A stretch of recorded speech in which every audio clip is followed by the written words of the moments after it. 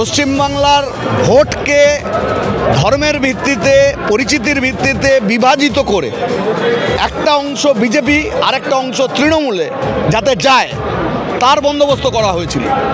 ভারতে গণতন্ত্র ধ্বংস করছে বিজেপি। আমরা এখন ইলেকশন কমিশনকে জিজ্ঞেস করতে চাই যে আপনি যে এই এত নাম বাদ দিলেন এর মধ্যে অনুপ্রবেশকারী রোহিঙ্গা কজন আছে? আসলে বিজেপি জিততে ফিরতে চায় না। বিজেপি এখানে তৃণমূলের চোর চিটিংবাজ কয়লা গরু চোর তাদের সাম্রাজ্য প্রতিষ্ঠিত করবার দায়িত্ব নিয়েছে।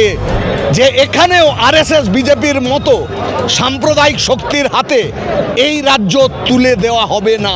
যাদের নাম বিচারাধীন সেটাকে নিষ্পত্তি না করে কোনো অবস্থাতে ভোট ঘোষণা করতে দেওয়া যাবে না। আমরা পরিষ্কার কথা বলছি যে যাকে আপনি বাদ দিলেন তাকে কারণ দেখাতে হবে যে কি কারণের জন্য বাদ দিলেন। সরকারি হস্তক্ষেপে আমাদের ফেসবুক পেজটি বন্ধ করে দেওয়া হয়েছে। আমাদের সমস্ত খবরাখবর ইউটিউব চ্যানেলে প্রকাশিত হচ্ছে, তাই আপনাদের সকলের কাছে অনুরোধ আমাদের জিআই এর ইউটিউব চ্যানেল আপনারা সাবস্ক্রাইব করুন এবং আপনাদের আত্মীয় স্বজন বন্ধু বান্ধব সকলকে বলুন আমাদের ইউটিউব চ্যানেলটি সাবস্ক্রাইব করতে। এবং পাশাপাশি বলবো যারা আমাদেরকে ভালোবাসেন আমাদের খবরগুলো আরো বেশি মানুষের কাছে পৌঁছে দেওয়ার জন্য আমাদেরকে আর্থিকভাবে আপনারা সহযোগিতা করুন। স্ক্রিনে যে কিউআর কোড দেওয়া আছে সেখানে স্ক্যান করে আপনারা আপনাদের যতটুকু সাধ্য যে যা পারবেন আর্থিকভাবে সহযোগিতা করে আমাদের পাশে দাঁড়ান। দাদা আগে দেখা যেত যে জনগণ ঠিক করতো সরকারকে, এখন সরকার বলবে কে ভোট দেবে না দেবে, যে এক্সাইট প্রক্রিয়া শুরু হয়েছে, কি বলবে এই সমস্ত দিকে? ভারতে গণতন্ত্র ধ্বংস করছে বিজেপি আরএসএস। সিবিআই ওরা নিয়ন্ত্রণ করতে এটা মানুষ জানতেন, এখন দেখা যাচ্ছে ইলেকশন কমিশনকেও তারা নিয়ন্ত্রণ করছে। এই যে ভোট হবে ফুল বেঞ্চ ইলেকশন কমিশন তারা আসবেন এখানে, তারপর ভোটের নির্ঘণ্ট ঘোষণা হবে। তার মাঝখানে ওনারা যেটা করলেন এসআইআরের দ্বিতীয় দফাতে 8 লক্ষ মানুষকে বাদ দিয়ে দিলেন। কিন্তু এই যে মানুষকে বাদ দিলেন সেই মানুষটা জানলেন না যে তাকে কেন বাদ দেওয়া হলো। তাকে 3 বার ডেকেছে, দূরে কাজ করে সেখান থেকে ফিরে এসছে, ওর বাপ ঠাকুরদা এখানে থাকে, এখানে জন্মেছে, সব রকমের ডকুমেন্ট দিয়েছে, বাড়িতে অন্য 5 জনের নাম উঠেছে, ওর নাম বাদ। কিন্তু কোনো কারণ ইলেকশন কমিশন জানায়নি। এটা পারে এরপরে বলা যাবে যে এখানে গণতন্ত্র আছে, ট্রান্সপারেন্সি থাকবে না কেন? তুমি বাদ দিলে তার অর্ডার শিট যেটা আছে সেটা অনলাইনে দিয়ে দাও, তাহলে সকলে দেখতে পাবে, বুঝতে পারবে যে এই কারণের জন্য এই মানুষটির নাম ভোটার লিস্ট থেকে কাটা হল। এটা গেল 8 লাখ। এরপরে আরও মারাত্মক ঘটনা ঘটালো হচ্ছে 60 লক্ষ মানুষকে আন্ডার অ্যাডজুডিকেশন রাখা হলো, অর্থাৎ বিচারাধীন রাখা হলো।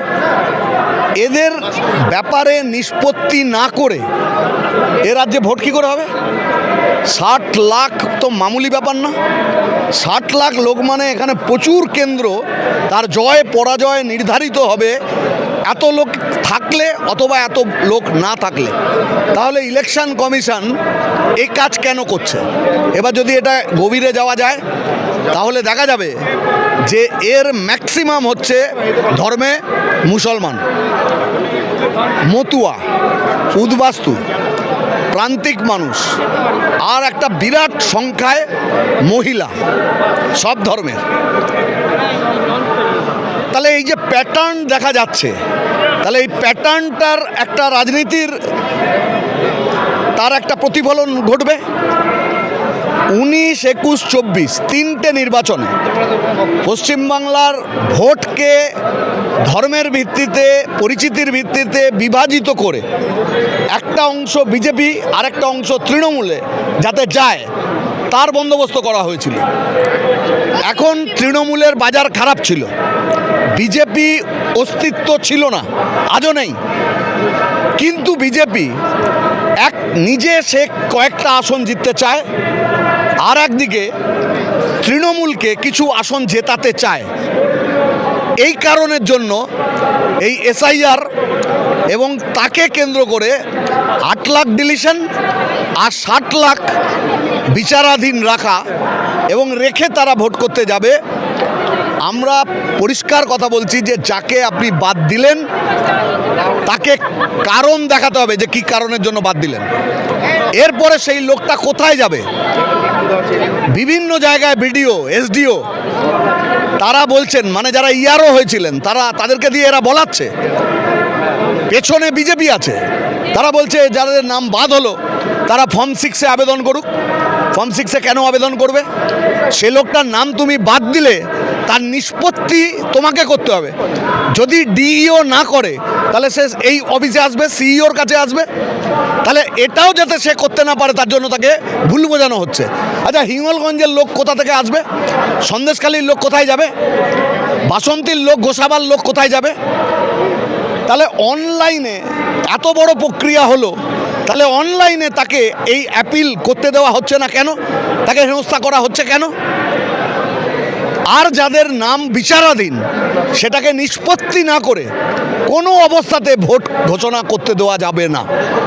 তাহলে প্রথম কাজ হচ্ছে যাদের বাদ দেওয়া হলো তাদের কারণ দেখাতে হবে, তাদের সুযোগ দিতে হবে, নিষ্পত্তি করতে হবে। আর দ্বিতীয় হচ্ছে যাকে বিচারাধীন রাখা হলো তাদের ক্ষেত্রে নিষ্পত্তি না করে ভোটের দিকে যাওয়া যাবে না। রোহিঙ্গা অনুপ্রবেশকারী, আমরা এখন ইলেকশন কমিশনকে জিজ্ঞেস করতে চাই যে আপনি যে এই যে এত নাম বাদ দিলেন এর মধ্যে অনুপ্রবেশকারী রোহিঙ্গা কজন আছে? এই যে নামগুলো দেখলেই তো বুঝবেন, কারণ নামে চন্দ্র ছিল এখন নেই, কুমার ছিল এখন কুমার নেই, বিপুল পরিমাণ মতুয়া নাম বাদ গেছে। এরা কি রোহিঙ্গা অনুপ্রবেশকারী? আর মুসলমান হলেই অনুপ্রবেশকারী, এটা কে বলেছে? শুভেন্দু ঠিক করবে? কালকে দেখলাম ও টেলিভিশনে সাক্ষাৎকার দিচ্ছে। ধর্মনিরপেক্ষতা বলে কোনো ব্যাপার নেই, এখানে একটা ধর্মের রাষ্ট্র হবে।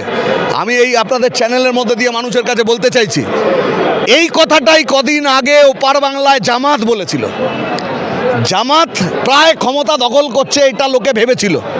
তারপর যখন রেজাল্ট বেরোলো তখন দেখা গেল ওপার বাংলার মানুষ তারা জামাতের হাতে ক্ষমতা তুলে দিল না। আর যদি বাংলা এপার বাংলার কথা বলেন, 19, 21, 24 তিনটে নির্বাচনে এপার বাংলার মানুষ প্রমাণ করেছেন যে এখানেও আরএসএস বিজেপির মতো সাম্প্রদায়িক শক্তির হাতে এই রাজ্য তুলে দেওয়া হবে না। তাহলে ওপার বাংলায় যা হচ্ছে শুভেন্দুর কপালে সেটাই নাচছে। ও বুঝে উঠতে পারছে না 26-এর ভোটে এখানে বিজেপি সাফ হয়ে যাবে। ও 21-এ বলেছিল না 19-এ হাফ 21-এ সাফ। তাতে কি হলো? আসলে বিজেপি জিততে ফিরতে চায় না। বিজেপি এখানে তৃণমূলের চোর চিটিংবাজ, কয়লা গরু চোর, তাদের সাম্রাজ্য প্রতিষ্ঠিত করবার দায়িত্ব নিয়েছে। আর এটাই আবার 26-এর ভোটে নড়ে গেছে। একদিকে মুসলমান ভোট ভেঙে গেছে, দিদির কাছে নেই। আরেকদিকে মতুয়া, উদ্বাস্তু, প্রান্তিক মানুষ বিজেপির কাছে নেই। তাহলে এগুলো বাম সহযোগী দলগুলো এই সব মিলিয়ে যে লড়াই হচ্ছে তার সঙ্গে চলে আসছে। এটাতে আতঙ্কিত বিজেপি, তার এবং তার দোসর তৃণমূল, তাদের স্বার্থ রক্ষা করবার জন্য 60 লাখ, 68 লাখ, 1 কোটি, 1.5 কোটি লোককে যদি বাদ দিয়ে দিতে হয় তাহলে বাদ দিয়ে দেবে। ওদের কাছে ক্ষমতাটা এমনই, দুটো স্বৈর শাসক, চুরি, জোচ্চুরি, দুর্নীতি যাদের রন্ধ্রে রন্ধ্রে, তার একটার নাম যদি তৃণমূল হয় আর একটার নাম হচ্ছে বিজেপি। আসলে দুটোর পেছনে আছে আরএসএস, তাদের হাতে চলে গেছে ইলেকশন কমিশন। উনি দালালি করছেন এখানে বসে। আর এই দালালের বিরুদ্ধেই আমরা এখানে দাঁড়ালাম। এ দেশটা ভারত, এটা বাংলা। ভারতকে স্বাধীন করবার ক্ষেত্রে এই বাংলার বিরাট ভূমিকা ছিল। আর সেই বাংলায় বসে আরএসএস বিজেপি তার নির্দেশ অনুযায়ী বাংলার মানুষকে বাদ দিয়ে ও এখানে ভোট করবে, ক্ষমতা দখল করবে, ওসব দিন ভুলে যেতে হবে। ওটা হবে না। আর বিজেপি আরএসএস এখানে থাকবে না। 26-এর ভোটের পরে মুছে যাবে এখান থেকে।